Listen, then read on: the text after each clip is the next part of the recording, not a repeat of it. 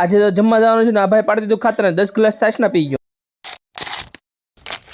જય માતાજી, good morning મિત્રો। સવારમાં પહેલું કામ છે ચાકલાને ગાંઠિયા ખવડાવવાનું ને પછી મારે જવાનું છે કારખાને।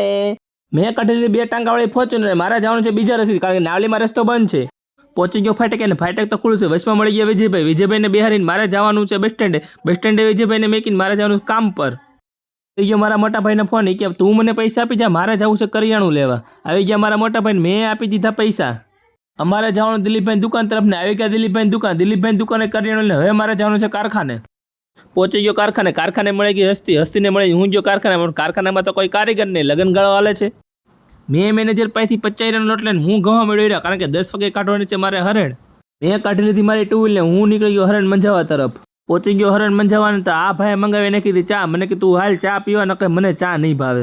હરણ મંજાવીને હું મિલન નીકળી ગયા પેટ્રોલ પંપ તરફ કારણ કે મારે નાખવાનું હતું પેટ્રોલ। સોરી, મારે નહીં, મિલને નાખવાનું હતું 2000નું પેટ્રોલ। પેટ્રોલ પુરાવીને અમે આવી ગયા જમવા, તો આ ભાઈ પાડતા હતા ખાતર 10 ગ્લાસ છાશના પી ગયો, તો હજી 2 ગ્લાસ પીવા છે। એને આવી ગયો ચાંદલો કરવા, પણ ચાંદલાના કાંઈ પૈસા નતા, પણ મુખવાસ ખાઈ નીકળી ગયો કારખાના તરફ। કારખાને આવીને હું ઘઉં મેળવી રહ્યા કારણ કે મારે જવાનું છે કુંજાપદર।